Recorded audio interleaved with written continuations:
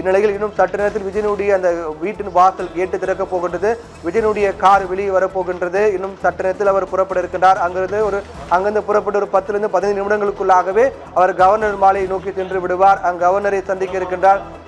விஜயனுடைய வாகனம் வெளிவர இருக்கின்றது. பாதுகாவலர்கள் அனைவரும் வெளியே வரக்கூடிய வீட்டிலிருந்து வெளியே வரக்கூடிய காட்சி நாம் பார்க்கின்றோம். இன்னும் சற்று நேரத்தில் விஜயனுடைய வாகனம் வெளிவர இருக்கின்றது.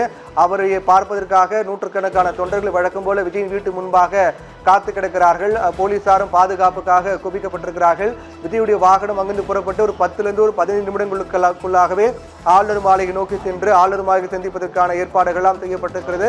ஆளுநர் மாளிகை சென்று ஆளுநர் சந்திக்கும் போது இந்த முறை கடந்த முறை நடைபெற்ற அந்த சந்திப்பின் போது இருந்த அணுகுமுறையில் ஏற்பட்ட அந்த பிழைகள் அதை அனைத்தையும் திருத்தம் செய்து ஒன்று தனிப்பெரும் கட்சி என்ற அடிப்படையிலோ அல்லது தனிப்பெரும் கட்சியிலும் சேர்த்து கூடுதலாக ஆட்சி அமைப்பதற்கு ஏதுவான இடங்களை நாங்கள் கைப்பற்றி விட்டோம், ஆதரவு கொடுத்து விட்டார்கள், இந்த கட்சி ஆதரவு கொடுத்திருக்கிறார்கள், இத்தனை எண்ணிக்கை தற்போது இருக்கின்றது என்ற அடிப்படையில் அந்த ஆதரவு கடிதத்தையும் கொடுத்து ஆட்சி அமைப்பதற்கு அழைப்பு விடுக்க வேண்டும் என்று உரிமை கோர இருக்கின்றார்.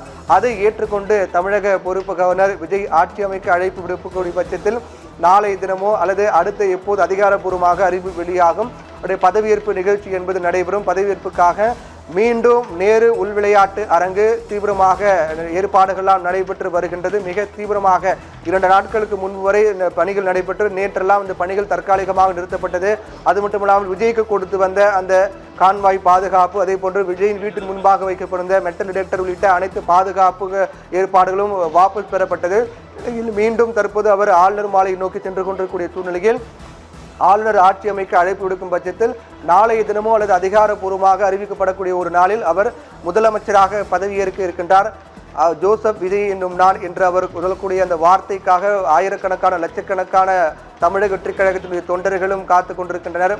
அந்த மகிழ்ச்சி வெளிப்படுத்தக்கூடிய வகையிலாக அவருடைய வீட்டின் முன்பாக அலுவலகம் முன்பாக இனிப்புகளை கொடுத்து பட்டாசுகளை வெடித்து மகிழ்ச்சி வெளிப்படுத்தி ஆட்டம் பாட்டம் விசில் அடித்து கொண்டாடி வருகிறார்கள்.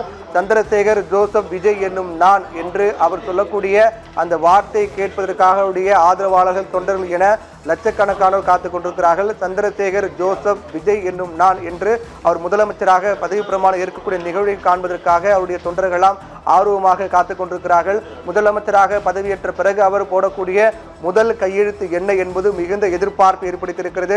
ஒவ்வொரு முறையும் சட்டமன்ற தேர்தல் நடைபெற்று ஆட்சி அமைக்கும் போது ஒரு கட்சி ஆட்சி அமைக்கும் போது முதலமைச்சராக பதவியேற்பு நிகழ்வு நடும்போது அவர் இடக்கூடிய முதலமைச்சராக யார் பதவியேற்கிறார்களோ அவர் இடக்கூடிய முதல் கையெழுத்து என்ன என்பது எதிர்பார்ப்பு ஏற்படுத்தும்.